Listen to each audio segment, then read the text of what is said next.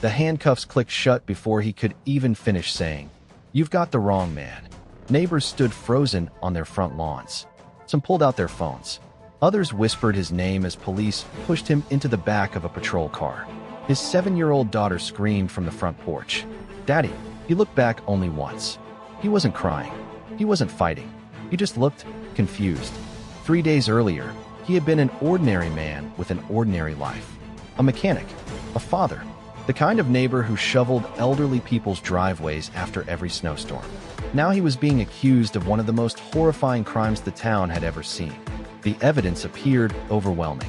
His fingerprints, his DNA, security footage that looked exactly like him. To the police, the case was already solved. To the media, he was a monster. To the public, he was guilty before the trial even began. But one detective couldn't ignore a single question. If everything pointed to him, why didn't any of it make sense? This is the story of a man whose life was destroyed by a crime he insisted he never committed.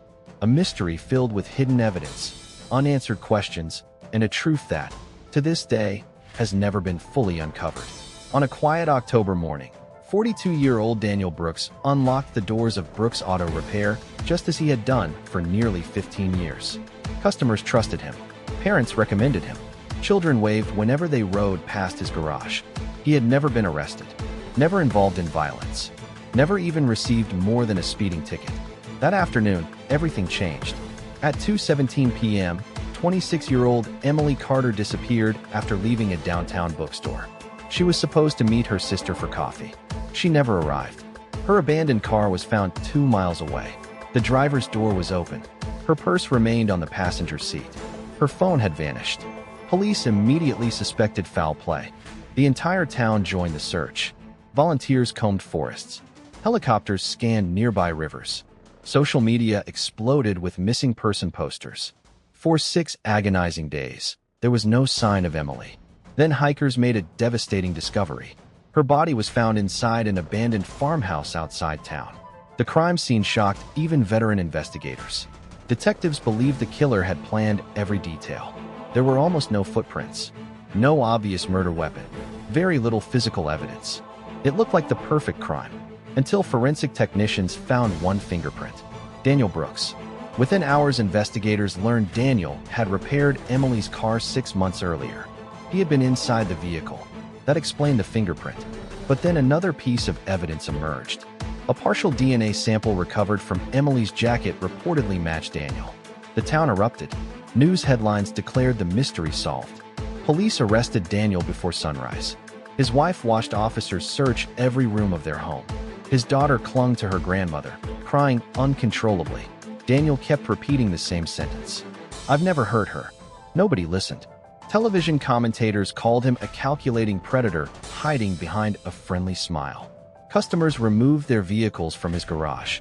His family received threats. Windows were smashed. Anonymous letters demanded justice.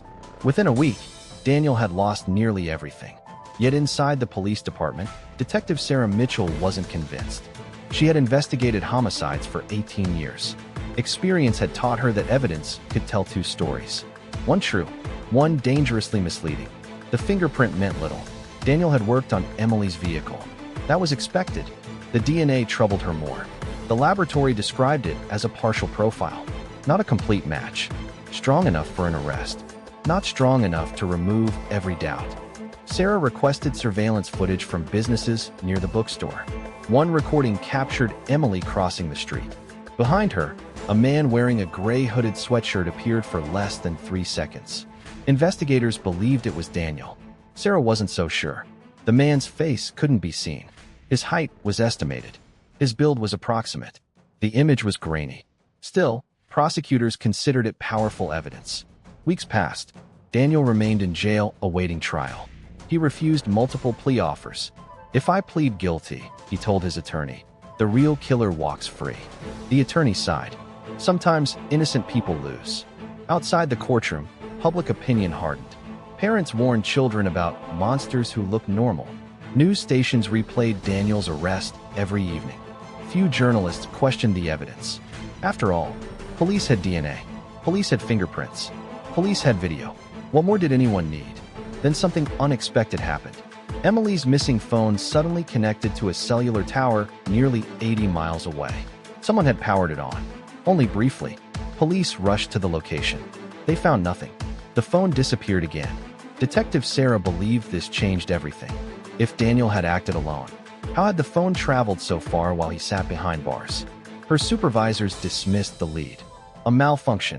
She disagreed. Privately, she reopened every witness interview. One elderly woman recalled seeing a dark pickup truck near the abandoned farmhouse. Another witness remembered hearing two different male voices arguing late that night. Neither statement appeared in the final arrest report. Sarah became increasingly uneasy. Then she discovered another inconsistency. Daniel's phone records placed him nearly 25 miles away during part of the estimated time investigators believed Emily was attacked. Prosecutors argued he had enough time to drive back. Sarah calculated the timeline herself. The margin was incredibly tight, almost impossible. Still, not impossible. The trial finally began. The courtroom overflowed. Reporters filled every seat. Emily's family demanded justice. Daniel's family prayed for mercy. Experts testified about DNA, digital evidence, behavioral patterns. Jurors listened carefully. Then the defense introduced something nobody expected. A delivery driver testified he had seen Emily alive hours later than prosecutors claimed. If he was correct, the state's entire timeline collapsed. Prosecutors attacked his credibility. He admitted he wasn't completely certain. The jury seemed unconvinced.